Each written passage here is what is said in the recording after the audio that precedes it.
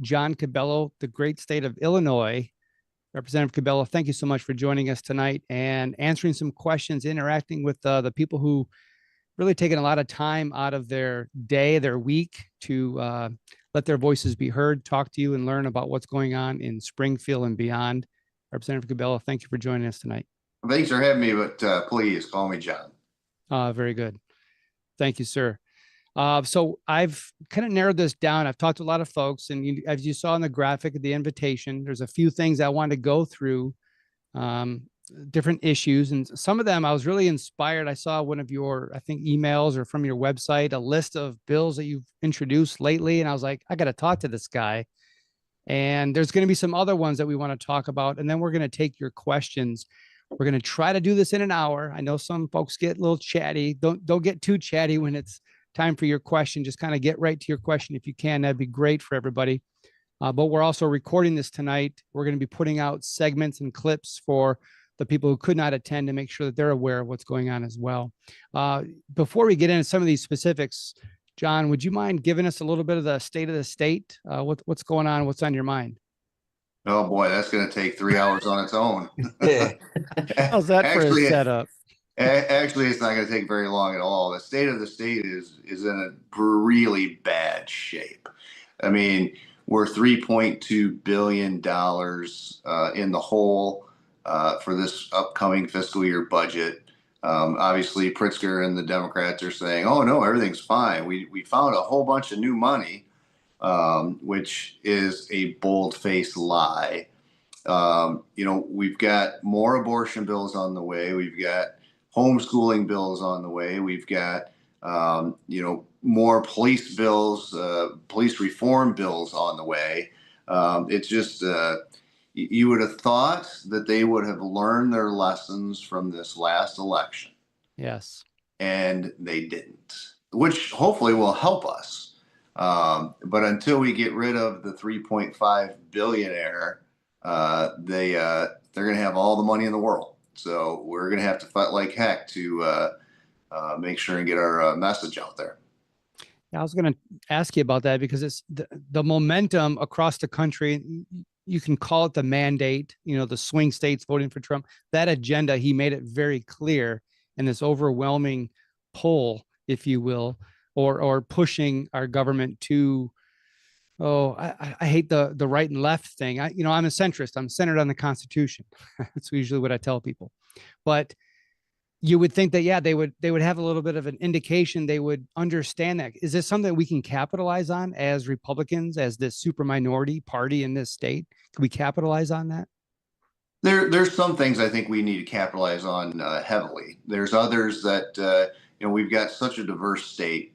You've got Republicans that are in towards the city that have to be way more center compared to other folks like myself that can be far right and not have any issues. So, I think no one can deny what the feds have done with Elon Musk and the Doge. I mean, I think the number, last number I saw, it's up to somewhere in the neighborhood of $88 billion that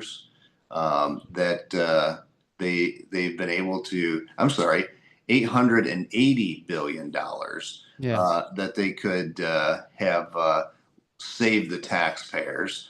And that was the catalyst of filing my bill. I mean, we know that our budget is bloated. We know that the state of Illinois doesn't have a revenue problem. The state of Illinois has a spending problem. The Democrats just want to spend more and more of your money. And they don't care how much they go over because guess what? All they have to do is take more of your money. And that's what they plan on doing. $1 billion tax increase last year.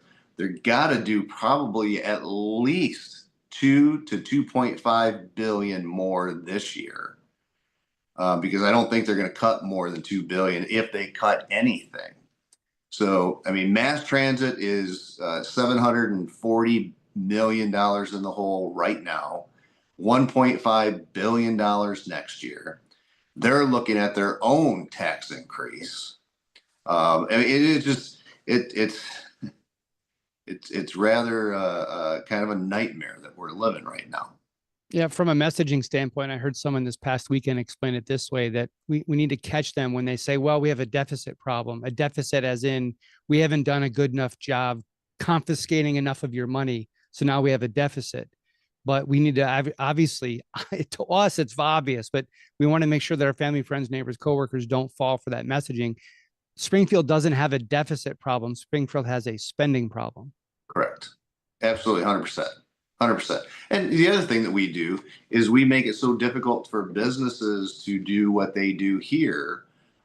Many of the people in Springfield believe it's their responsibility to create jobs. Well, right. That is not the government's job. The government's job is to create an environment for private business to flourish and to create those jobs. If we're creating jobs on the government side, we're creating legacy jobs. They're going to be there forever. And that's not what we need. The other thing is that the environment that we've created for the businesses here are pushing people out. Mm-hmm. And every person that leaves, every taxpayer that leaves the state of Illinois, the rest of us have to make up for those taxes. So I'm not Elon Musk. I'm not a rocket scientist. I mean, wouldn't we try to find ways of bringing people back to this state? Because, I mean, if I'm correct, and if somebody leaves and we have to make up the taxes and somebody else comes back, there's something that happens with us where we don't have to pay as much anymore. So Let's find a way of bringing people back to this state so we all can pay less, along with shrinking the government to save our taxpayers money. Yes. So I did wear my my Doge shirt tonight. I had to get this the other day here. Let's talk about your bill. I don't have a bill number. Do you have an official bill number on that? One thing I'm going to do. I don't ever. I've got over 100 bills that I filed. I don't have them all memorized with the numbers. No worries. So one thing I'm going to do, so everybody knows, when I broadcast this, probably tomorrow, then turn this into clips and all that, and different blog posts and different topics. I have an advocacy platform where I can put in a blog post with an actual form where we can advocate for these, contact your representative. And I want to encourage you to all share them around the state, so we can have people contact their. It's not a list building thing where, hey, sign my petition. It's an actual system that sends a message to your representative. And so I'm going to do one for each of these different topics that we talk about tonight. So dig in. Tell me about the Illinois Doge. I mean, it's pretty simple, honestly. It's pretty much the same thing that the federal government is doing. Now, we just did it to start a conversation. So normally when you want to start something like this, you have to take baby steps in Springfield. That's how they love to do everything, because there are a bunch of babies down there. You got to take baby steps. So what we did is we decided to go with a commission. What we did is we thought that the Auditor General, who does audits for all of the departments already, would be a good person to manage the committee. And once we got that, we decided that the only way we're ever going to get it actually looked at is having the 4 legislative leaders put somebody on the committee as well. It's not what we want just yet, but that's the start of a conversation. So right after I filed the bill, the Auditor General, his name is Frank Maltino, called me and said, I can't be a part of the committee. He says, I have to do the audits over all of these state agencies already. He goes, I have to stay independent. And if I get involved with looking at where they can cut, that takes me out of being an independent person and puts me into a spot. So he wants out. And I know we all know the reason why he wants out, but he wants out. So that's weak. We want normal, everyday citizens, not government officials, to do this, because it's their money. So let's let them have the eyes over the total budget. So that's what I want to get to, but I had to make sure we start somewhere to start that conversation. Yeah. Yeah. Like the way they did that in DC, they didn't just create a brand new DOGE department. Technically, it was Right. they used an existing one, actually one that Obama set up within the White House that already had the clearances, and so they set it up within there. I like how you're already thinking of putting it inside the auditors. It just makes sense to start the conversation and let them disagree with it. No, we don't want to look at the books. Wait, I mean, you guys should be all over the place with this messaging. Yeah. I mean, look, I've been a policeman for a very long time. And I can tell you that as a patrolman, I would watch the department heads walk around to the sergeants who are really running the divisions and say, it's budget time, use it or lose it. And so what they would do is they would take all of the whatever money they have left and they would go out and they would spend it on anything and everything just to spend it so that they can request more the following year. If they don't use it, they're going to get cut by how much they didn't use. So each year the budget just continues to grow and grow and grow. There's so much that we can find. There's got to be. I mean, with me knowing that, there's got to be several places that we're going to be able to find money to just cut. Let's reward the people that don't use the money. And if they have to come back throughout the year and say, yeah, we may have cut too much, reward them by not giving them a hard time, look and see what they really need, and then give them the extra money that they need. I mean, almost kind of like a zero-based budget. How transparent is the budget right now? It's not at all. So I'm the spokesperson on public safety appropriations. So I'm in charge of it for our side of the aisle. And I can tell you that we don't get what the Democrats get as we're trying to work through the budget. So we're supposed to go line by line through the budget. All it is busy work. It's keeping the reps and senators busy while you have the governor's staff, the Speaker of the House staff, and the Senate President's staff off in the distance in a closed, dark room coming up with the budget. What they're having us do is pretend, they make you think, oh, wait, we're this year we're going to have a chance of really doing something about the budget. No, you're not. Anybody that thinks that's a fool if they're a representative or senator. Unfortunately, we have a lot of fools down there. Goodness. So that's from the budget side, but the actual spendings, the actual line items, I mean, after it's already spent, where's the transparency, or is there? Does it exist? No, there's not. I mean, that would have to be through the auditor generals and the comptroller and the treasurer, but they don't want to give up anything. So when it comes to us within a budget, we're normally given 3 hours to look at 3,000 pages of a budget. There's no way we can go through there. That's why you never see Republicans voting yes on the budget. We just don't have time to go through it. We don't know what's in there. And it's supposed to be spelled out in that budget where this money's going. Well, but then they play different tricks. They say that this could be used for this and it will say a million different things. So you just don't really know where it's going. Right.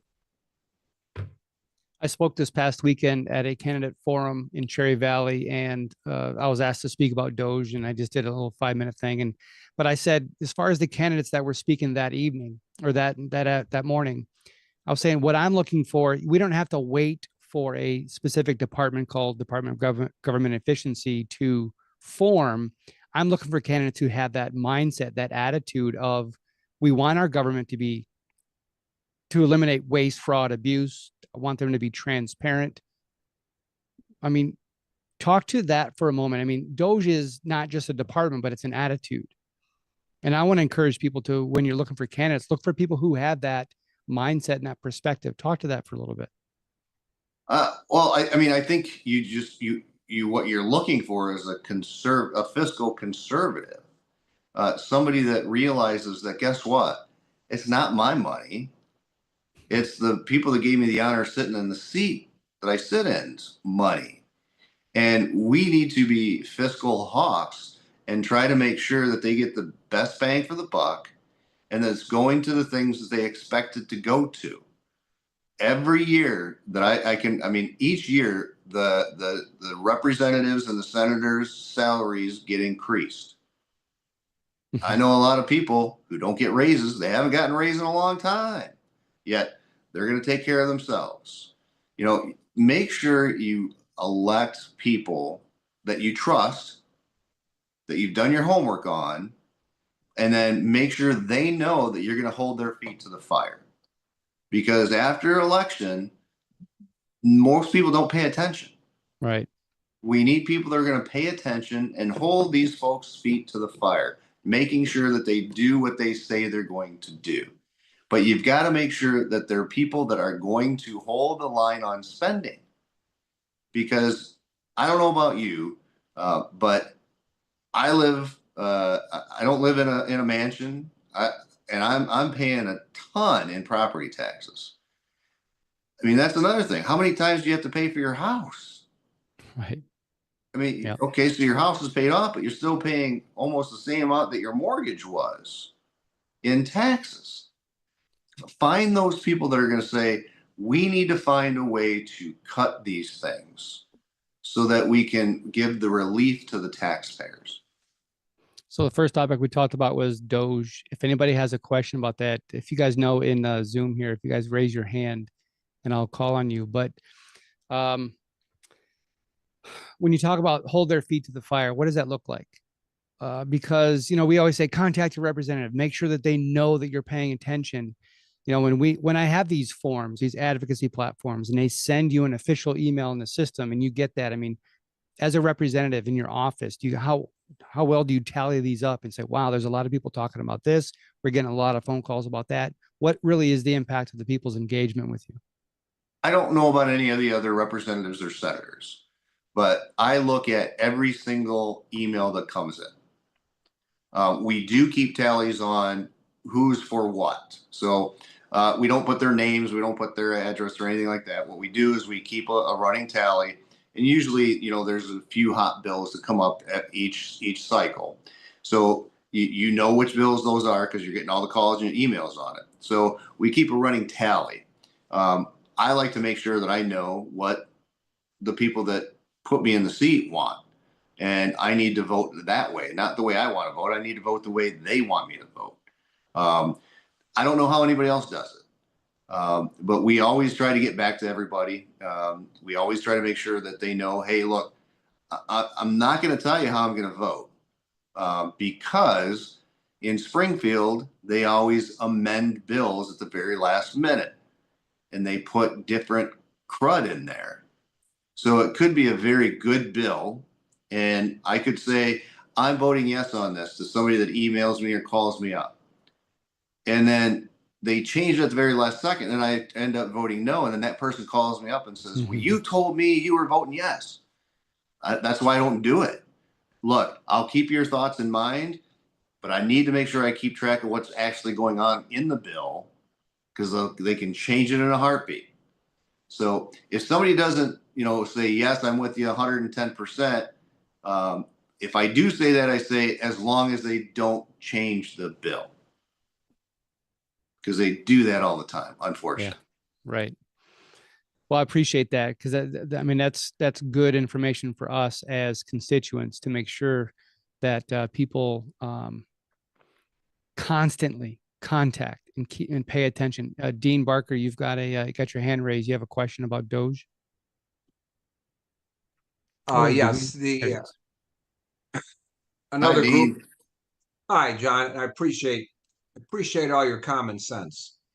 And another group I'm part of, and we have studied some of this stuff. And you know, Elon said there was, let's see, 428 federal agencies to go through. And like that ASID and stuff.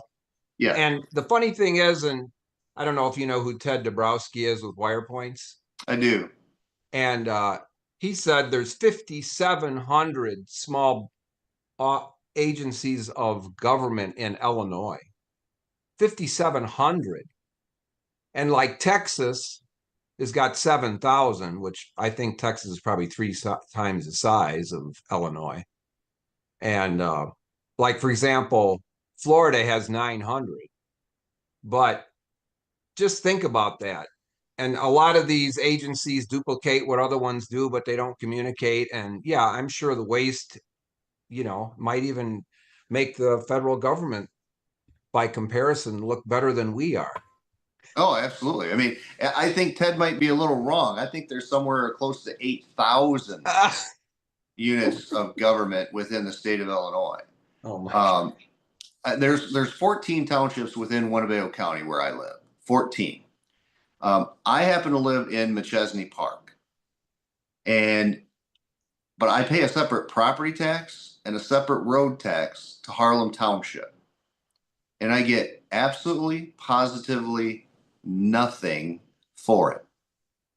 Why am I paying a separate property tax and a separate road tax to Harlem Township when I get nothing for it? The village of McChesney Park takes care of all my issues. But I'm forced to pay a separate property tax and a separate road tax. It's a jobs factory. So I ran for Harlem Township way back when to eliminate Harlem Township. Once I got educated, I found out that we can eliminate Harlem Township, but then we must be absolved by another. And every other one around us had a higher tax rate. So we didn't want to do that because we don't want our taxes to go up. But when I got there, I realized that the township does really the same thing that the state does. They're duplicating services. They're taking care of 14 miles of road, yet I'm paying a separate road tax. 14 miles, really under 14. And they're probably getting 6 to 8 people a month that come in and ask for assistance. They give assistance to people that need it, but then they put all these restrictions on that. You have to be under a certain age. You have to be over a certain age. You can't be married. You can't have kids. They put it so that they're lucky to help 2 or 3 people a year. And at the most they get was like $220. Where's all the rest of the money going? But they had employees all over the place. It's a jobs factory. And you're paying for it. And I'm paying for it. And I get nothing for it. It makes no sense. Now, there are places that absolutely need the township because their counties are so large, the population is so small. The townships really do a lot of good things. So I don't necessarily want to get rid of all the townships, but I don't think that we need townships if you live in a municipality or surrounded by municipalities, or they only take care of 14 miles of road. Give it to the county. Give all your equipment to the county. Let them take care of it. One thing we hear a lot about lately are NGOs. And actually, I saw a video and I reposted it on my Instagram. It went quite viral, talking about Pritzker and a lot of NGOs that they're associated with somehow. Are you familiar with this story? I am not. Okay. You talked about that many different agencies or government entities around the state, but the money going to these NGOs, these non-government organizations where they handle government functions, but not through the government eyes, if you will. Is there any sort of auditing that we can do? I mean, DOGE, that's something that they would obviously surface and look at. Absolutely. That would be one of the first things I think they would want to look at, especially if there's no oversight. There are, just through public safety approach, they do, we fund places like Ceasefire in towards Chicago, a lot of different crime organizations that prevent crime that have no oversight at all. They come into the committee, they say, give us our money, we did a great job, see you later. And when you try to ask questions, they don't have any answers. Oh, we'll get back to you. We'll get back to you. Well, that's what you said last year, and you never got back to us. But there's nothing that you can do except we vote no on the budget, and they still get their money because there's a super majority of Democrats. There's got to be a better way to do it. Got to be a better way to do it. Now, you also need to look at those agencies, and a lot of them help a lot of disadvantaged people. And we need to look at their overhead, because I guarantee you that they're spending more money on themselves and their overhead than they are giving the people that actually need the help money. We need to bring that out to light. That needs to be in the messaging. Mm-hmm. I saw a statistic regarding the number of, let me see if I get this right, as far as education, number of is it school districts, and then the administrative level per student in Illinois versus other states. Like the number of school districts per capita in Illinois is so high, we're a little top heavy. Do you think, is there an effort to combine school districts, or what is the talk around that? Oh, there's no talk of that. That makes too much sense.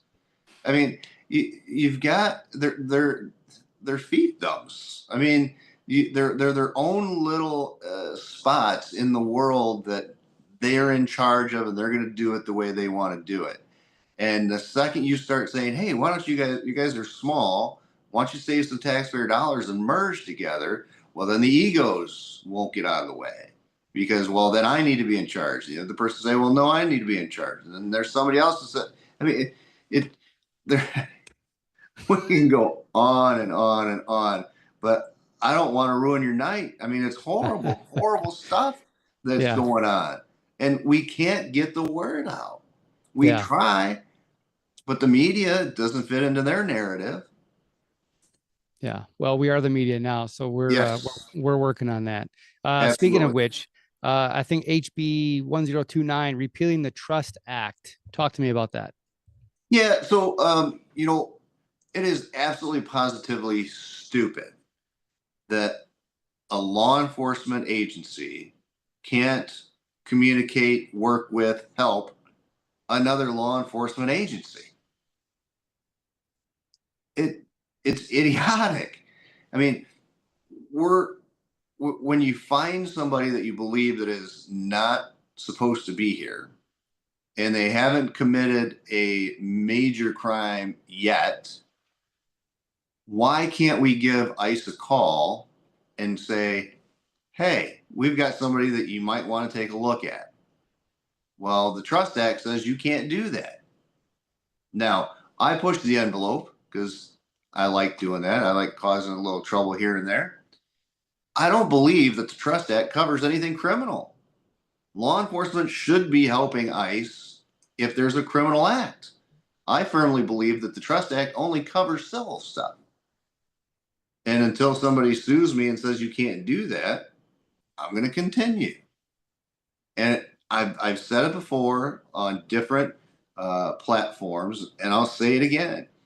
Any elected official, any law enforcement official that doesn't want to help catch the worst of the worst and doesn't want to help ICE needs to be charged, needs to be fired, and be done with it. Boom. So you're saying the Trust Act actually restricts them from communicating with ICE? Correct. Wow. Correct. So, and if I remember correctly, we get this was done under Bruce Rauner. How the heck did that happen? Right. Trust us. Don't worry. Trust us. What's the acronym supposed to be? Trust. Do you remember? I don't. No. Yeah. There's so many that they've got for different things. If there's normally for them, if there's an acronym that goes along with it, it's stupid. Right. Right. Do you travel the state and talk to different local law enforcement and say, look, go ahead, you need to talk are there sheriffs out there who are saying, look, we're going to talk to ICE anyways? Oh yeah, there are. In fact, I think there was a big story on Fox. I think it was DuPage County, somewhere down towards Joliet area. There was a sheriff that said, no, we're not doing it. You want to try it? Come do what you need to do. We're not going to follow the Trust Act. We need more sheriffs like that. Winnebago County, Sheriff Caruana? He is excellent. I don't see him faltering in this part at all. Yeah, I've heard him refer to, was it some of the other ones saying, look, in our county, we're not going to prosecute for that. Is that what was that, the assault weapons ban? Yep. Yeah. Gary Caruana has been a stand up when it comes to being on the side of the Republicans and really what's right. Right. Yeah. Fortunately, mine is not an assault weapon. It's actually a defensive weapon. So that's, because assault's illegal, but they can't even define what the heck an assault weapon is. Yeah.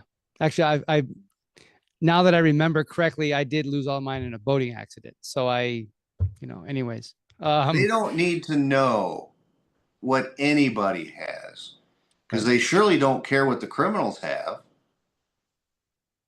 Let's start going after the people that need to be starting to go after. Yeah, that's a good segue into two bills. You got void the FOID. When I first saw that, I'm like, I have to contact John Cabello because I lived in Florida for 22 years. I had a concealed carry in Florida and went through that whole process. But coming back up here, the whole FOID, the whole idea, there should be a list of people who should not have a gun.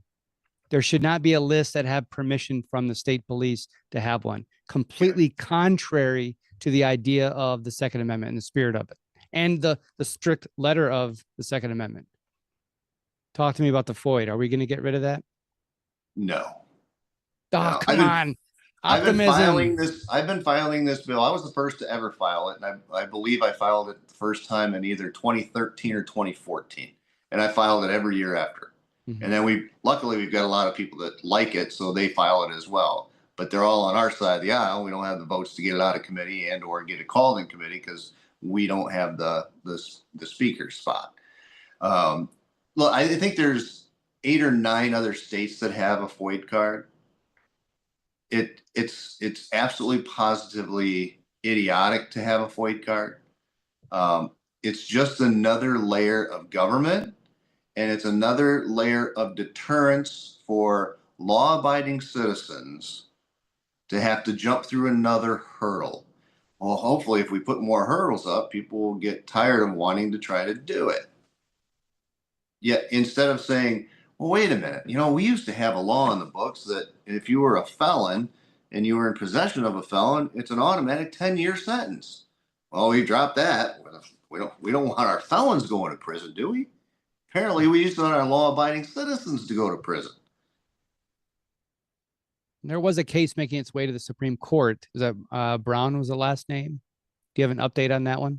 I don't. I mean, there's the one we're really following right now, and we're hoping that the United States Supreme Court takes up very soon, is the assault weapons ban. Because I think the others will follow in line and or right as they're hearing those bills or those cases. I mean, when you have California have pretty much the same bill that Illinois had on assault weapons ban, and California Supreme Court finds it unconstitutional, right? Yet Illinois says, no, it is constitutional. I mean, I know we're in a race with California, but I didn't realize we were in a race to see who could be the worst state in the nation.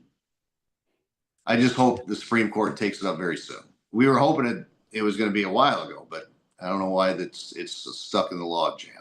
And maybe some of the others, you raise your hand if you're familiar with the case. But I remember reading about a case that was making its way, and I'm going to butcher this, but maybe the Illinois Supreme Court, I think it was, and they kind of weaseled out of it, deeming FOID unconstitutional in your home. So if you're in your own home, you don't have to have a FOID, but here you do. But how are you going to go buy one if you don't have a FOID? Let's put it to you this way. Let's just take this case. So you go through the proper channels and you get your FOID card. You start it, let's say January 1st of this year. Hopefully by January 1st of next year, you'll have it. Mm-hmm. Let's say you've got it. Okay. So they expedited everything and you got it in May. In May, you decide, I'm going to go purchase a weapon. So you go and you buy a gun and you bring it home and you lock it in your safe and you leave and your wife's home and the police get called. Yes, that's Guess exactly what? right. She can be arrested. That's right. What are we doing here? Mm-hmm.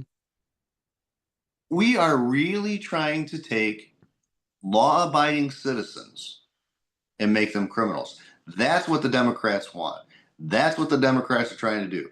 They want the criminals to be free and the innocent people at home to be criminals. It's crazy.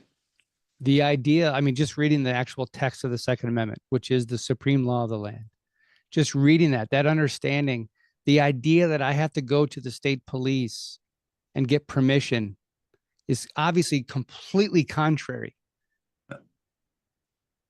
So I do hope that what can we do as grassroots folks? Because I mean, your intro was no, nothing we can do. No, there is something we can do. We have to constantly talk about this with our family, friends, neighbors, coworkers to make sense of this, the common sense side of it. But on the Supreme Court side, there's a shot. Yes. What else can we do? Honestly, there is a shot here in Illinois. Mm-hmm. It's going to take a couple of election cycles, and we're going to need everybody to fight like hell to elect Republicans up and down the ballot. That's what we got to do from school board to Senate. We've got to take over the different government agencies that we can, because we have the ideas that serve the people better. We have the ideas of shrinking government. We have the ideas of being able to save the taxpayers money. We have the ideas of making sure that our Second Amendments are right. You put a Republican and a Democrat together, and the Republican's going to come out on top every single time. Last election cycle, we had 70,000 more Republicans vote in the election than we had Democrats. Yet we still have a supermajority in both chambers. We've got to find a way of dealing with the maps. We've got to find a way of making sure that people go out and vote and vote and vote. Amen. I've got two more issues to go through. Then I want to go through everyone's questions. You guys prepare those. Put them in the chat if you want, or I can call on you when I get through all these. But let's go to, I love this one, HB 1039, holding public officials accountable, a bill that requires, I love this, public officials to wear body cameras. Well, I'm a law enforcement officer, and they want us to wear body cams, which I'm fine with. But they're doing it because they say we're criminals. Well, I mean, you take how many police officers that have been arrested, you take how many governors, state reps, senators that have gone to prison together, and the average is probably very close to being the same. So why aren't they wearing body cams? I mean, we had so many different people get in trouble for sexual harassment. Well, if they had body cameras on, they probably would, because they would be realizing they can't do that. I mean, leaders should start with themselves. If you want people to wear body cams, start with yourself. Prove to the people that you're really serious about it. But they will never do it. Never do it. Yeah. I want to see that first body cam footage with that handshake with big insurance or Pfizer or, somebody, the lobbyist meetings. I want to be in the lobbyist meetings to see really what they say, how the deals are made.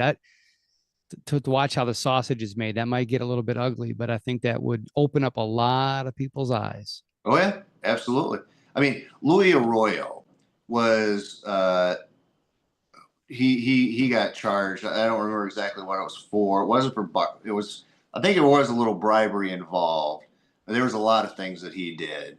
But he would have closed door meetings with government agencies and those lobbyists. And who knows what took place back there. Right. I mean, it's just, again, we want to have trust in our elected officials, but we have too many of them that are just pure corrupt. Yeah. When I first read that reminded me of something I'd said a couple of years ago, where I want to have public officials wear their patches from their sponsors, like NASCAR, like who's Yeah. really sponsoring you. Yeah. So their press conference, you know, they got their big insurance hat on, and let's go to, I know this is on the minds of a lot of people. HB 2827 is not yours, obviously, but the Homeschool Act is what they call it, but the Homeschool Destruction Act. Can you give us an update on what that is and where that is? Well, I don't want to swear, but it's a big pile of dog poop is what it is. It's another way of the Democrats coming after good, everyday, hardworking people. So they want everybody to register. They want to know the curriculum. They want to know, I mean, they want to know what time you're giving bathroom breaks, it seems. You know, I actually learned a lot of it from Cliff. Cliff was very knowledgeable on this bill. I was lucky enough to come talk to a group a couple Thursdays ago. And it's another way of government saying we're in charge, you're the minions, and you're going to follow everything and anything that we want.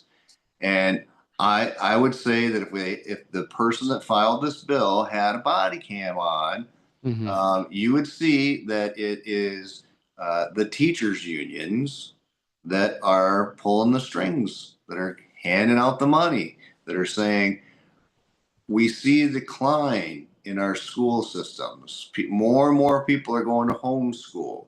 We've got to find a way of getting them back into the system. How can we do that? Here's your bill.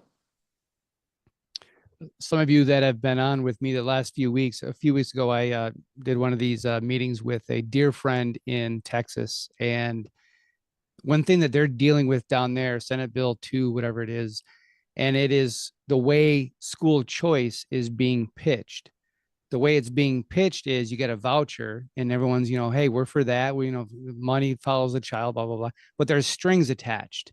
And with that are all these strings and all these requirements. It's the registration. It's the, you know, if you give it to this homeschool, if you give it to this private school, that has to qualify. That one has to have the proper curriculum, the home visits, all of these different things. And so there's a lot of conservatives speaking up, trying to push back against the way school choice vouchers are being pitched in Texas. And when I was on with them, that the 2827 just came out, and I told them, I said, leave it to Illinois to put in all the restrictions like they're doing there, but without the vouchers. Yeah. I mean, it's just, who the hell is the state of Illinois to tell me what I'm going to teach my child, when I'm going to teach my child? It's my child. I mean, I just, it's so much of an overreach that if this bill gets passed, there needs to be an immediate lawsuit. And that's the way they are in Springfield. So they will pass an unconstitutional bill like the assault weapons ban, or God forbid if they pass this homeschool bill. They don't care if it's unconstitutional. They're the way they think is, we'll pass it, we'll implement it, make somebody sue us. If it doesn't come out of our pocket, we've got an attorney general that's going to be dealing with it, and the state pays for it. They're going to have to get their own attorney, and they're going to have to spend money. Yeah, we're the super majority. What are they going to say? What are you going to do? What are you going to do about it? Right. Right. Exactly. Cliff, you raised your hand. I'd love to hear from you on this. Well, John's exactly right on this. You know, they're going to try to make us pay for this and cost us a lot of time and blood and sweat and tears. Right now, as John started with, we don't have the funding in our state already. So they're going to implement this, try to get a bunch of homeschoolers under government school control, because they're taking away the ability to have a private school now, where homeschoolers are generally overwhelmingly considered a private school. So they're trying to take all private schools, not just the homeschoolers, but any other private schools, and put them under the authority of a government school. And they allow then DCFS to check on truancy cases. If you don't turn your paperwork in every year, then DSFS can come in and check you out. Well, anytime they want to, they can check your curriculum. They can obviously come and check your family. as your family's in their home, which is where most people homeschool. And we don't have the staffing for DCFS already. We've proven that. We don't have the funding for it. So those are two just right at the top level things that I would be against this for. And then you talk about the data collection, which is only going to get worse. You know, they want to know your immunization status. So if you're going to participate in sports with your government school that's close by, as many homeschoolers do, well, you're going to have to make sure you're immunized fully for the course of that. They're going to require that there's an education requirement now, and it's only, let's say, that one of the teachers has a high school diploma. Okay, well, again, homeschooling isn't about the education of the parents. It's about the quality and quantity time the parents spend with their children, and that's why homeschoolers flourish. And in fact, I have a little anecdotal story. A shoestring relative of mine started homeschooling in the 90s. Her son, she didn't have a GED until later in life, and her son is now a Learjet pilot. So tell me that homeschooling doesn't work regardless of the education of the parents, and yet they're going to force this on us because, as John alluded to, they want the control. We see this right here in my town of Rockton. I'm told our high school used to have 2,200 students, and they're down to 1,700 now. So people aren't having as many kids, or they're taking their kids out of the government schools and putting and homeschooling them. So that's my rant. Thank you for listening. And oh, by the way, my rights come from God, not the state. So Exactly. Yeah. Exactly. I'm called to fear God, follow his commands, and educate my children, teach my children. So exactly. Teach them in the way they will go. Question from Valentina here for the Homeschool Act. What happens if CPS comes and I don't answer the door or show them what my kids are learning? What happens?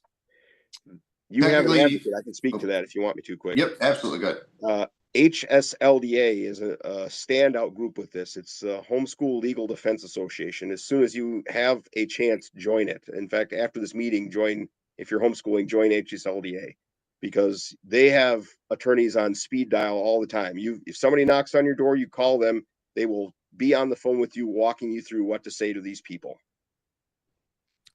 That needs to get out there more. Yep. That needs to get out there more. That clip will be out tomorrow. Abigail asked, can you ask them how many signatures, this thing's in the way here, signatures they have been able to collect on the DOGE petition, and how many they need to get the attention of the governor legislative branch? I would ask myself, but I'm fighting a cold. Oh, Abigail, I'm sorry. Yeah, so I know the Illinois GOP put out a petition for the DOGE. I've seen a lot of different sites. I'm going to be putting one out, but not a petition, but an actual contact your rep program that I have. How's that going? They haven't contacted me on, I didn't know that they were going to do that. So I don't know how many people have signed up for it. I just learned about it a couple of days ago, actually. Yeah. So hopefully we'll know that at a later time, but I don't have that answer for you today. But what people can do is go to the Illinois governmental website. It's ilga.gov. They can go to the bill. They can file a witness slip in support of the bill, and that will start a tally as well. So legislators in Springfield are cowards. And the more people you put in their face, the more scared they're going to get. Because eventually, all they want to do is be reelected. They want to keep the benefits that they have, the pension that they have, the paycheck that they have, and they will get scared with the more amount of people that are in front of their face at one time. That's how you get things done. You put large, extremely large crowds in front of them. That's how you get their attention. Excellent. Cliff, you want to say again? Just to speak to that a little bit, tomorrow, Thursday, ICHE is planning to be in Springfield for Cherry Pie Day. I'm given to understand, last count, we're almost approaching 2,000 people that are going to be there. I think we have 1,600 that are registered. So there are probably a bunch that don't register. They're going to go. We've had enough people respond that we're going to close down the street, pay for the parking meters. Apparently, you have to make sure the government gets paid for the parking loss that they have there, which is fine. And there's almost 600 cherry pies that are going to be delivered in the Capitol tomorrow. So I don't know, is 2,000 enough, or do we need 10,000 next week when HB 2827 finally is read? You need 25,000. 25,000. The Okay. more the better. The more the better. Yeah. We have a special guest, Apostle Jonathan Bird from Kingdom Center, Rockford, my pastor. Apostle Bird, thank you for joining us tonight. Would you like to share some thoughts? Right. Put you on the spot. You didn't have your hand raised. I'm just putting you on the spot. I did have my hand raised, actually. I want to shift gears just for a minute. Hi, John. How are you, sir? I'm so glad you are our representative in Illinois. With 53,000 adult inmates in corrections, and Illinois' fiscal budget probably spends anywhere between 91 or $900 million to incarcerate in the Department of Corrections. It's a crazy number of money. We're just talking about housing inmates, not talking about those who work there, those who get union pensions, et cetera, et cetera, et cetera, et cetera. And then it's been ran by the Chicago machine forever and ever and ever and ever. And every politician who runs for office says, "Oh, I'm going to get my arms around it." But then they say it's too big to get your arms around it.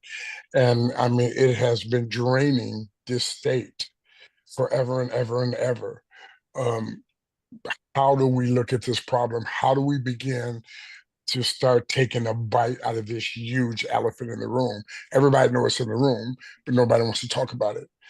And but it keeps growing and growing and growing and growing and growing. We got young adults and who are incarcerated, for selling reefer, and now we legalize it. I mean, how crazy can we be? And we have immigrants in Chicago and throughout the state who are committing crimes and murders, and we have our loved ones sitting in prisons for murder. I mean, how crazy does this get? So they can commit these crimes and not be sentenced. And my relatives, your relatives, or any one of us who are citizens commit these crimes in the state, and then they go to prison for large amounts of time. So we're talking anywhere between $17,000 to $35,000 per inmate in the state of Illinois. It all depends if they're having some type of medical issues and have to be somewhere else. We close down senior mental health.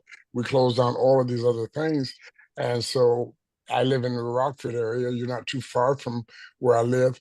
And our streets are full of people who don't come, who are not born here in Winnebago County, who are not born in our area, and they are in our area getting subsidized checks just because they've been labeled crazy, mental retarded, or whatever it is, and they're on our streets, and we're paying for these people who come into our county from Page County, Cook County, and all these other different counties here where we live.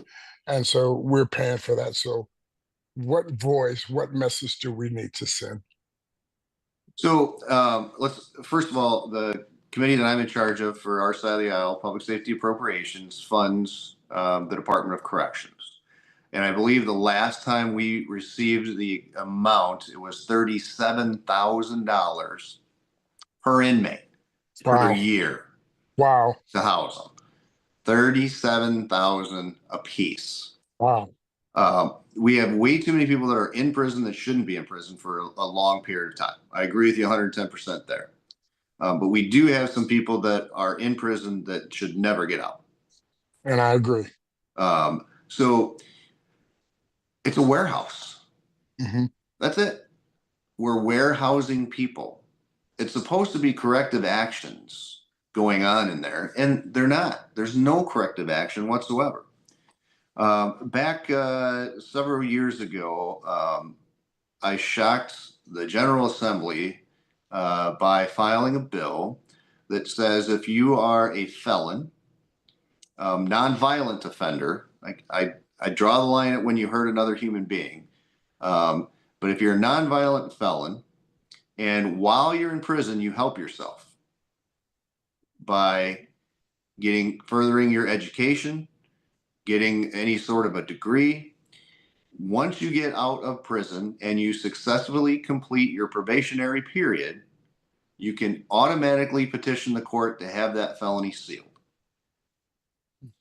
That is going to help so many people because you don't have to go to a job and say, I'm a felon. When you go to try to get housing, you don't have to go and say, I'm a felon. Guess what? People make mistakes.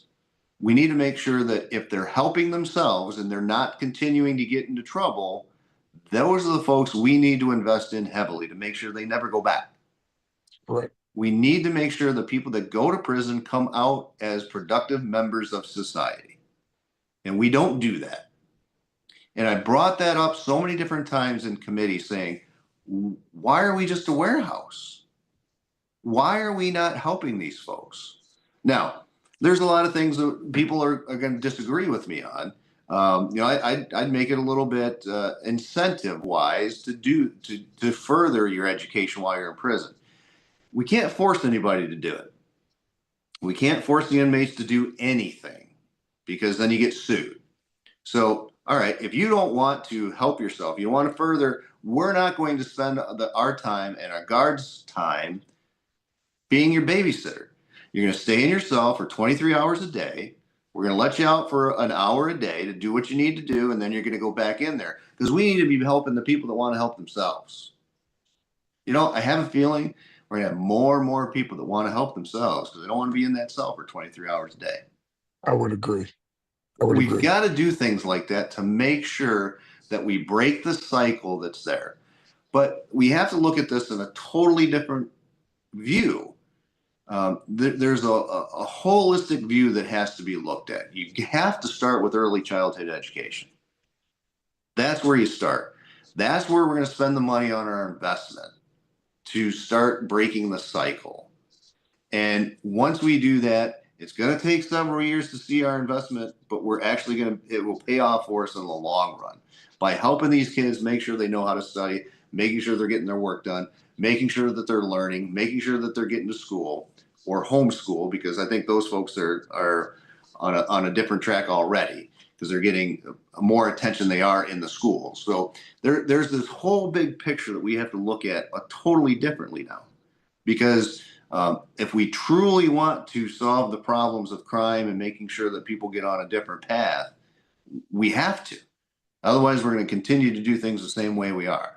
Now, there's a lot of people that are telling you, yes, I want to wrap my arms around this and I'm going to solve that problem.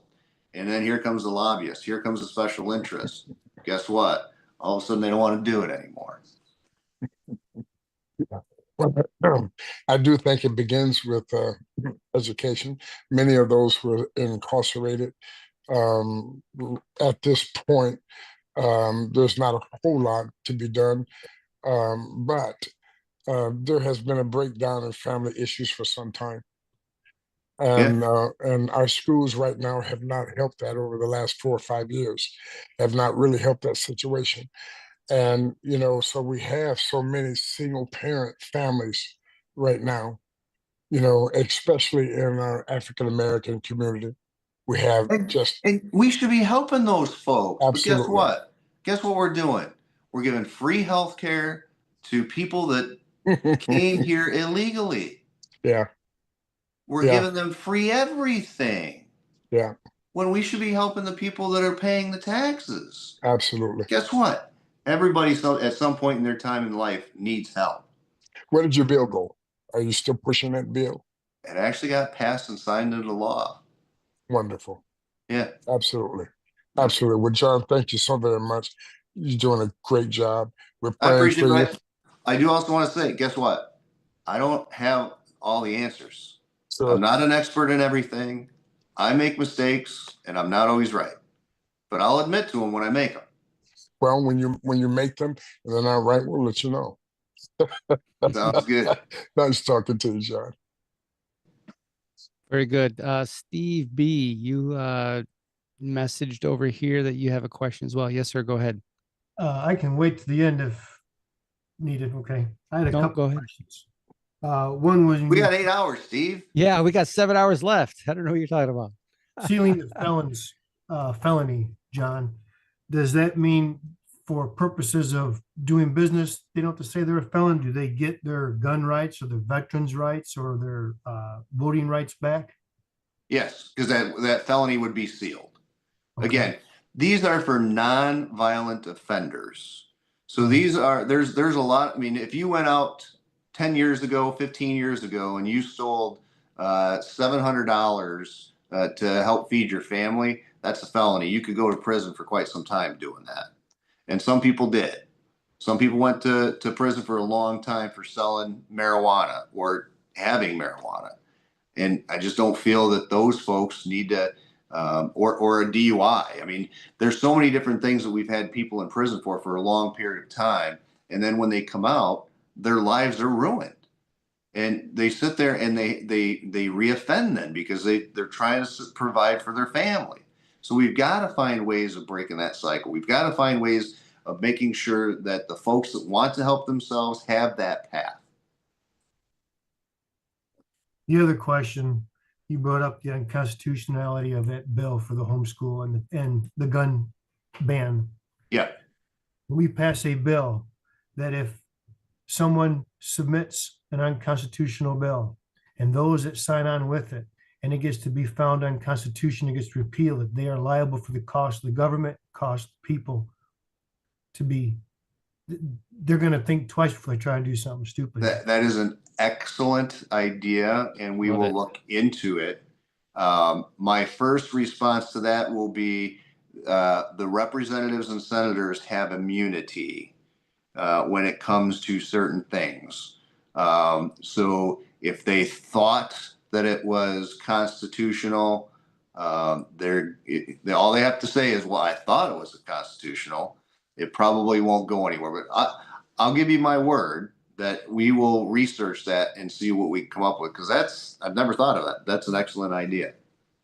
Yeah, because it's happened time and time again, and bills get knocked down, and it costs, we've had in Illinois between the ISL or Illinois State Rifle Association and different governors, different things that have come up, and it's gone through even federally with the NRA, where they keep draining money from the common people through the organizations and draining the money from the government, and everybody loses except the lawyers. Yeah, I'm writing this down so I don't forget. How many here by show of hands when John said that the representatives have immunity, that your skin crawls a little bit? When I heard that phrase, I was like, oh my gosh, immunity from breaking the supreme law of the land? Really? Yeah. Wow. It's crazy. So I can go on the House floor and I can say anything that I want. Mm-hmm. I can slander somebody as badly as I want. I mean, it's crazy stuff. And I've got immunity. I can't do nothing. Goodness gracious. Well, we are at 8:05. I appreciate all this time. Please, everyone, raise your hand. If you've got, I want to answer everyone's questions. Yeah, if you've got more questions, please. There we go, Cliff. Hey, just I can't answer Cliff's questions. Thanks again, John, for doing this. Appreciate it, and thanks, Jason, for hosting. I really appreciate it. You bet. Thanks for having me. If we have a chance to work with the Democrats, let's say, since they're the ones that are right now pushing this homeschool, this anti-homeschool bill, how would we go about that? How would we work with people who are common sense minded on the opposite side of the aisle in this particular case? So it's a game of numbers. Okay. So she needs 60 votes to pass this bill. And I haven't looked at it to find out if there's an immediate effective date. If there's an immediate effective date, well, then she automatically needs 3/5 vote. If it overrides any home rule, then that brings up the 3/5 vote, which makes it more difficult. So we need to know exactly what the bill says, and I apologize, I don't have it memorized. I don't know. We can take a look at it. You got to make sure that they don't reach 60. Okay. The problem is the teachers unions arm is long because its wallet is thick. So if they're bought and paid for by the teachers unions, you're not going to get their vote. But you need to make sure that that vote has no more than 50 votes. Okay. I would think that there's even a couple of Republicans that would vote yes on it. Really? Why? Who? Because they Vote have afterwards. lots of teachers in their districts. That's insane. What was it? And then they came for the homeschoolers, but I wasn't a homeschooler, so I did not speak up. Right? Yep. But actually, we will be. So 50 votes gives you enough of a buffer in case somebody changes their mind, let's say. Yep. Yep. Okay. And The best thing is to make sure you have the 25,000 people there to hope that it doesn't get called. 25 is a stretch. We're looking for 8 to 10 next week, but I believe in you, Cliff. we'll see. It's a lot of cherry pie too, but We're going to need a bigger oven. Steve B., you had a comment. Oh, John, I wanted to thank you. We met with you, the New Illinois group, a while back. 6 of us came in. Yep. You're co-sponsoring Brad's resolution for Illinois. Can you tell us about that, Steve? What give everybody the heads up of what that is? Well, Dean Barker, he's our county chairman. I don't want to step on his toes. If you want to, I want to drive that car behind him. well, maybe we can auction that off for people to be supportive for New Illinois. We're not going to be auctioning it. We can't say that. Can't say that. It looks better than it is, but anyway. Yeah, the New Illinois movement, which is to take the 101 counties and the 102nd county is Cook County and leave that as the original Illinois and the rest of them start a new Illinois. And it's from a win-win standpoint. We want to let Cook County manage themselves instead of the rest of us. You know, if you look at the apportionment map of Illinois, it's probably the biggest joke out of all 50 states. I mean, it goes all over the place. And, you know, it's a lot of Illinois is agricultural. And the people in Cook County don't really understand the rest of us and don't even care to. And so we've worked at this for a number of years. We're having our 7th constitutional convention actually in April in Bloomington. And we've rewritten the Illinois Constitution, and we have stand-in senators and House members, and we are working for a fair and equitable Illinois that is allowed to prosper. And so in the meantime, though, we're supporting great people like John. And I'm an election judge. I'm part of an election integrity group and stuff. So we're wearing 2 hats at once, but we care about our grandchildren, our children, and we are working on a new Illinois. And there's other states that are doing the same thing. What is the process for that? Because I remember reading about a number of counties that want to join Indiana, and there's some that want to do other things. And so what is the process for this new? Well, we actually believe ours is the best. We are doing it according to the United States Constitution about starting a new state. There's lots of groups that want to do it. And actually, there's a new California group. They've been working on theirs for like 7 years. I mean, they've got an entire government set up that's just waiting for the time where it would happen. But what is the process? Do you have to get Congress's approval or the? We do, and there's a precedent already set that they would have to hear us. They can't just shut us down. Right. But we really have the solution to the pension problem of Illinois. And just like John's talking about, these bills that Illinois has shell bills. I mean, they'll put a bill with different name on it. They'll substitute everything last minute. There's no way you could even read it. It's got to get passed. I mean, Illinois allows a person to be a lobbyist the day after they leave government. I mean, like I said, we've rewritten the Constitution. We're looking at the laws, and we're trudging ahead. So Excellent. And so, Steve, you wanted to bring that up, but did you have a specific question for John? Oh, you're on mute now. Yeah, just that if all else fails with the Illinois government, we can always keep on pushing to form our new state and then take it back that way. Absolutely. And I don't know if you guys noticed, but a lot of your ideas have been put into bill form. If you have followed my bills, I told you I was going to do it. No, I realize that. And that's why I say we wear two hats. We're still trying to straighten things out. But, the thing is, the foundation is just so messed up in Illinois.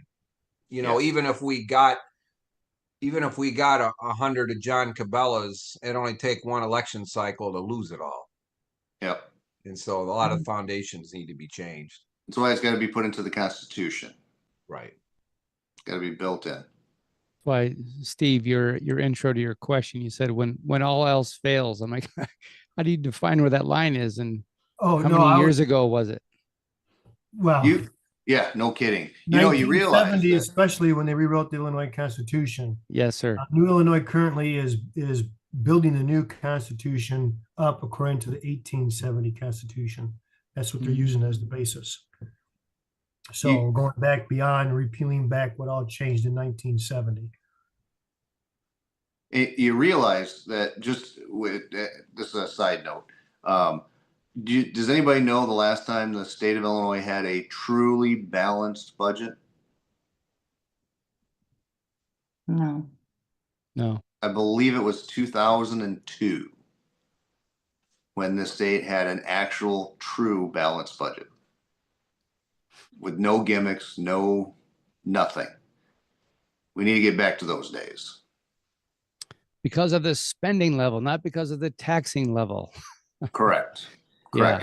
And while we're on bills, if there's no other questions right now, I do want to talk about one thing that is there's just this big misconception of what the bill actually does.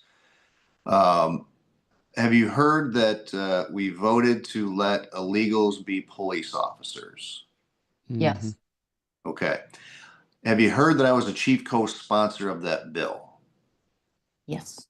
Okay. You know that I'm a police officer, right? Yes. Everybody knows I'm a police officer? Yes. Okay. Yes. So that is the name of the bill, to allow illegals to be police officers. But that is not what the bill allows to happen.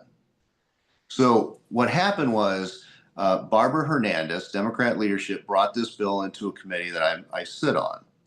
And there was a police chief in uniform with a female officer that was also in uniform. And the police chief said that he had hired this DACA recipient to be a police officer, and that he feels that the rest of the state should allow this as well. And I said, Chief, you know the law. How are you skirting the law? And he says, well, what do you mean? And I said, there's a federal ATF law that says that no non-citizen, period, can be a police officer, can possess a weapon. And he says, she doesn't possess the weapon. The department owns the weapon, and we don't allow her to take it home. We had a long conversation on how I thought he was doing a huge disservice to the officer as well as the community, because that's a huge officer safety issue. Everybody knows that she's a cop, and you're not allowing her to have a weapon when she leaves off duty. That's insane. So anyways, try to make a long story short, Barbara Hernandez came to me and said, I voted no in committee on the bill. She came to me later and says, how can I get your support? And I said, you can't. And she says, well, what do you mean? I said, Barbara, there is no way that you can go around federal law. Federal law says no non-citizen can possess a weapon. And if it's on your side in a holster, you're still possessing the weapon. So we go back and forth. She goes, I don't believe you. She goes to her staff. Her staff says, no, he's right. She goes, oh, I don't believe you either. So she calls congressmen, the Democrat Congress people from Chicago, who says, no, he's right. So she comes to me and she says, if we take out that part, and really what happened was, I'm looking at it from a law suit aspect, because if the bill were to have been passed, I think it would have been unconstitutional, but they would have allowed illegal citizens to arrest our citizens, and I would have sued, and that would have cost a lot of money to the state and our taxpayers. So what we did was we told her, this is the language that we want in the bill that says that if federal government ever changes their language, then it can take place. So if the federal government changes that ATF law that says that no non-citizen can possess a weapon, which they're never going to do because they've had years and years and years to do it, they've never touched it, then that can take place. So what we did was we made a bill that was going to allow illegals to be police officers to be a symbolic bill. She didn't understand that. I think this was a huge win for Republicans, because she wasn't smart enough to understand that this just made her bill do nothing. She finally went out, I think it was either Chicago Tribune or Chicago Sun-Times, where she finally admitted, yeah, this bill is purely symbolic. It doesn't do anything. And still to this day, there is no illegal alien or non-citizen that is a police officer in the state of Illinois. So there's a lot more to the story, but I don't want to take that 8 hours. Well, 7 hours now. So. Wow. The games, goodness gracious. Exactly. Exactly. But you have people out there that want clicks, that want to stir the pot, both on our side and their side, that says, oh, the Republicans allowed illegals to be. Well, that's not what happened. That's not how it happened. And they can't. But some people have louder voices than others, and wow, it is what it is. Jan sent me a text. Jan Kloss, Vice Chair of Winnebago County Republican GOP, the Winnebago GOP. She sent me a text. She had a question. She was unable to be on tonight. She said, she talked about DOGE, Homeschool Act. She said, what's John's position on assisted suicide bill? What is that? I am a hell no. I think that I'm going to put that in all caps. Yes. Back to her. When the Lord wants me, he will call me home. There's no stopping it. And I don't think that you should just think that, well, I feel sick, so I'm going to go end my life today. I just don't feel it's right. Thank you. Yeah, amen. She also said Democrats are pushing taxpayer funding of abortions for illegals in Illinois. What's the status of the bill? It hasn't been called, but it will. Remember, I was telling you earlier that there's more abortion bills coming. That is one of them. Unfortunately, they have supermajority in both chambers, and it'll probably pass. Wow. She also said that you want drinking age lower to 18. Why? And do you have much support for that? We're gaining support. I know a lot of people don't like it, but I firmly believe that if you are 18 years old and you're old enough to go die for this country, you're old enough to have a damn beer. Now, the bill also is you have to be with a parent or guardian. You can't just be on your own. Now, the bill also doesn't force establishments to do it, and it doesn't force the parents to do it. I love the background, Steve. Love it. But I just feel that I feel very strongly about that. And I mean, I would think that they would pass it in a heartbeat in this state, because they've passed that if you're a 12-year-old, you can go have an abortion without telling your parents. Why can't you go have a beer with your parents at 18? No kidding. That's a clip right there. Excellent. Kathy, you had a question.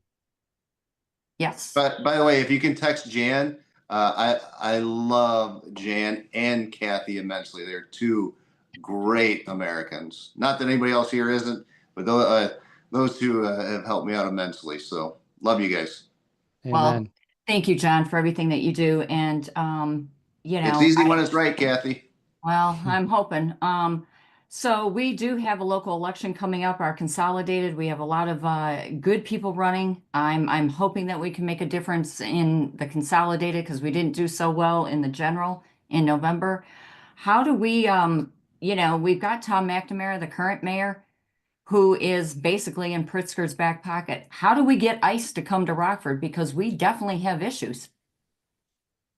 Well, with the Trust Act, McNamara has made this city a sanctuary city. And that may be the reason why the Social Security office is on the cut list for DOGE for the national side. Could be they're paying, I mean, what are they paying? Like a ridiculous amount of rent for that building. They don't even need the amount of space that they have there. But I mean, that could be the reason also. I think it's more along the lines of McNamara making our city a sanctuary city, honestly. That's But good to know. I don't know that for a fact. But you start adding things up, and you realize that there's no other SOS office in the state on that list. But I think it's time for McNamara to find a new job, go back selling insurance, and allow somebody that doesn't just kiss the governor's rear end every time he's around.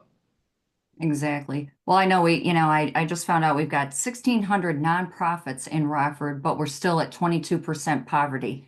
I mean, none of this makes any sense to me. I wish, is the pastor still on, or did he leave? No, he had to run. Okay. One of the reasons why we have so many people here in this city is because we have so many different programs.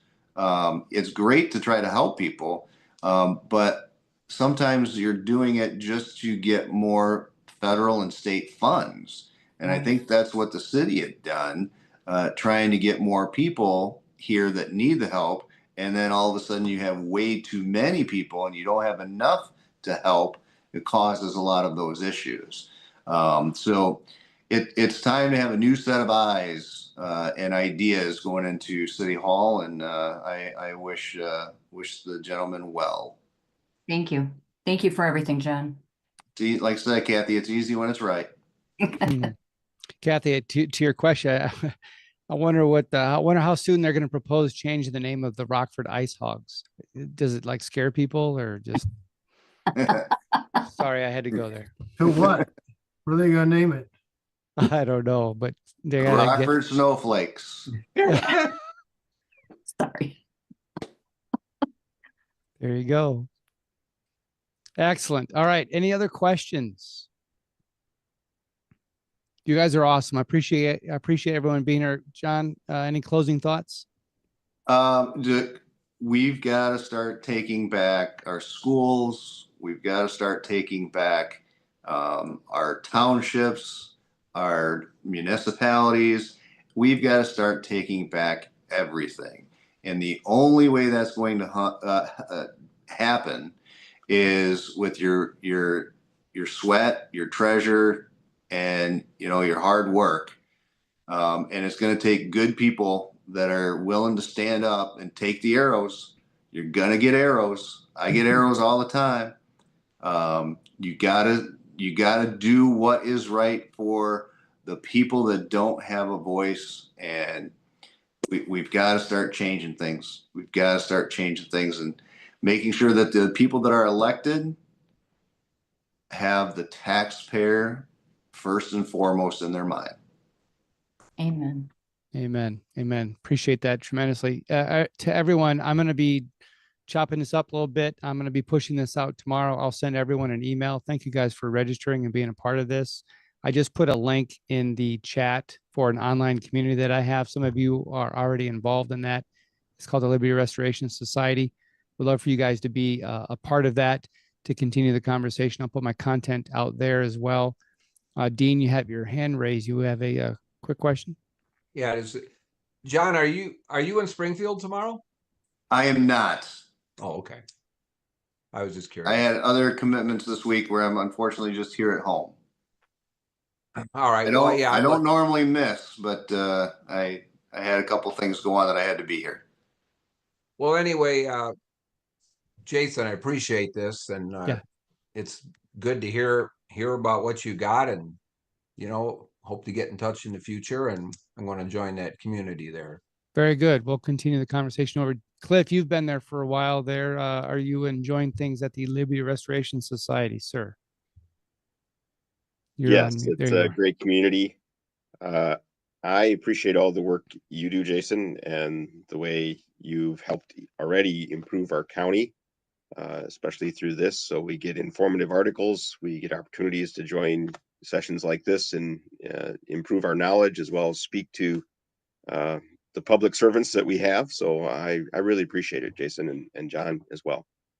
Appreciate it. Yeah. So the last several weeks, I've been doing a lot of these with people out of state, people in Florida, where I lived for 22 years, and the people I work with in Texas, a lot of grassroots folks. So we're trying to learn from each other what works best to bring some of those lessons learned, bring some of those to Illinois so we can change some things around here. So if you ever needed me again, I'm willing and able to do it. I'm here. We can talk about my gun owners bill of rights. We can talk about our Stand Your Ground Illinois bill that I filed. There's a lot of bills that I filed that I know will never get out of committee, that will never even get out of the Rules Committee, but we have to have a different narrative than what's being spewed by the Democrats. And if we can get people to look at those bills and file witness slips and as a proponent for those bills, it helps, because we can say not everybody in Illinois agrees with an assault weapons ban, and that's why we have this bill. We don't agree with the abortion bills, and that's why we've got this. We've got to do things differently because we're losing. Yeah, and now you got me started. People who listen to the media, obviously the Republicans are not getting the full message out there, but as I said, and you've heard this so many different times from different platforms, we are the new media. We have to have these conversations. And John, I will love to have these conversations either in a group setting or just one-on-one on my show. We got to get these clips out there because it is common sense. It is American principles and values. We are the land of the free. Those who are trying to subvert that, our constitutional republic, they are on an anti-American bent, and we have to call them out on it. So I'm here to serve as well. So let me know anytime you have some issues you want to talk about and get some clips out. We can arm the folks with the right information. Sounds good. I appreciate it immensely. You guys are awesome. All right. God bless you guys. Thank you so much. I'll email you tomorrow a couple things. Take care. Great. Thank you. Thanks. Behave, Cliff. Good luck. Sponsored by Hidden History Laboratories, uncovering hidden truths that shaped nations. Learn more at hiddenhistorylabs.com.